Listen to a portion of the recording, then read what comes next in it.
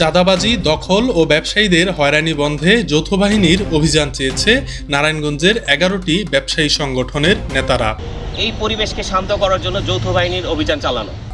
1 September বিকেলে industrialist businessman welfare ফাউন্ডেশনের উদ্যোগে ব্যবসায়ী নেতারা জেলা প্রশাসক মাহমুদুল হকের সাথে দেখা করে একথা জানান। এ সময় ডিসি সকলের কথা শুনে সমস্যা সমাধানের আশ্বাস দেন বলে জানিয়েছেন ব্যবসায়ীরা। আগে আমরা এক ধরনের সিচুয়েশন ফেস করছি, এখন আরেক ধরনের সিচুয়েশন ফেস করতে হচ্ছে। এটা আমাদের কাম্য ছিল না। আমরা আশা করছিলাম 5 তারিখের পরে যে পরিবেশটা আছে সেটা ব্যবসায়ীদের জন্য অনুকূল হবে। এমনিতে বাংলাদেশের আর্থিক অবস্থা খুব একটা ভালো না। আপনারা জানেন গত লাস্ট 3 মাসে বাংলাদেশে প্রায় 30 লক্ষ লোক বেকার হয়েছে, যারা কর্মজীবী ছিল। তো এটার কারণ হচ্ছে ব্যবসা প্রতিষ্ঠানের অবস্থা ভালো না, ব্যবসায়ীরা তাদের স্টাফদের ছাঁটাই করছে।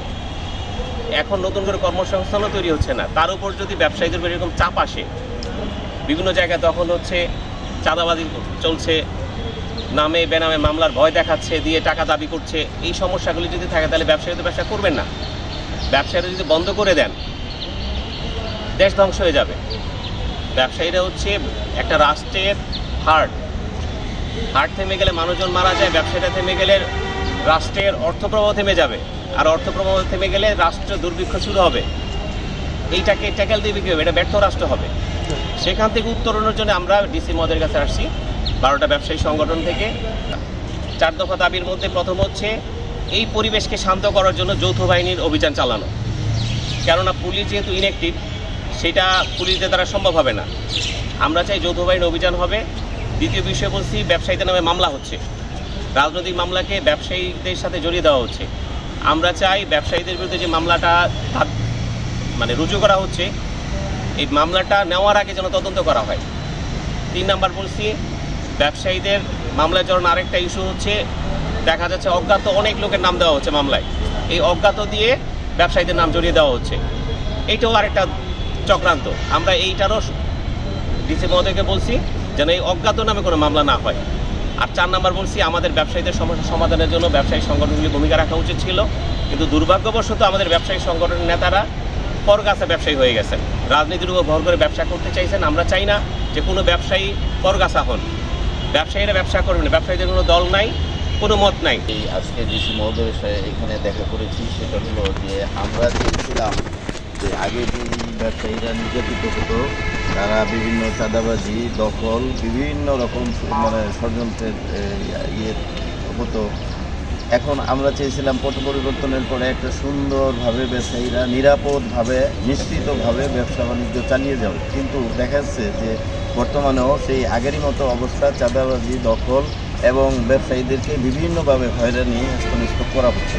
আর এই জন্যই এই প্রতিবাদের ভাষা নিয়েই আমরা ডিসি মহোদয়ের কাছে আসছিলাম এই 4টা দাবি নিয়ে, এবং যাতে করে উনি তড়িৎ এই ব্যবস্থা নিরসন করতে পারেন এবং ব্যবসায়ীদেরকে সুন্দরভাবে তাদের ব্যবসা চালাতে পারেন। এই জন্যই আমরা মূলত এসেছি। পদক্ষেপ ধন্যবাদ। ধন্যবাদ সবাই। কেউ কিছু বলবেন? তনু ভাই কিছু বলবেন? আজকে যে আলোচনা, সেই আলোচনাটা হচ্ছে যে সুস্থভাবে জীবনযাপন করা, সেটা প্রত্যেকটা ক্ষেত্রে। তো একটা ব্যবসা যদি আসলে ভালো মতো না চলে, তাহলে আসলে সরকার কিভাবে তার লাভবানটা হবে, বা সরকার আসলে কিভাবে অর্থের যে যোগানটা, সেটা তো আসলে ব্যবসায়ীরা দেয়। তো বর্তমান পরিস্থিতিতে 5ই আগস্টের পরে যে পরিস্থিতি তৈরি হয়েছে, সেই পরিস্থিতিতে আমরা দেখছি যে বিগত সরকারের আমলে যেই চর দখল, জমি দখল টাইপের যেই আচরণ ছিল, সেটা ব্যবসার ক্ষেত্রে, জীবনযাপনের ক্ষেত্রে, সেইটা এখন পর্যন্ত রয়ে গেল, এবং সেটার পরিমাণটা এমন, সেটা আসলে ধরাছোঁয়ার বাইরে চলে যাচ্ছে।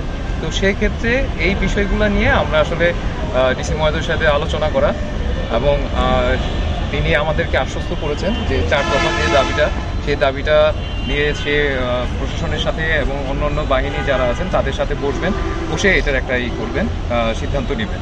তো আমরা সেই আশায় আসলে আজকে তার কাছ থেকে বিদায় নিয়েছি। তো দেখা যাক আসলে সে কী অবস্থায় আসলে আমাদেরকে যাতে আশাহত না হয়ে আমরা আজকের জন্য সেই জায়গাটা যাতে আমাদের তৈরি করে দেয়। ধন্যবাদ। আপনাদের আমরা অগাস্টের 5-এ যে আশা করেছিলাম যে আমরা আসলে সমস্ত চাঁদাবাজি থেকে মুক্ত হবো, কিন্তু আসলে মুক্ত হতে পারছি না, আমরা হতাশ। ধন্যবাদ টেলিভিশনকে এবং সাংবাদিক সহযোগিতা কামনা।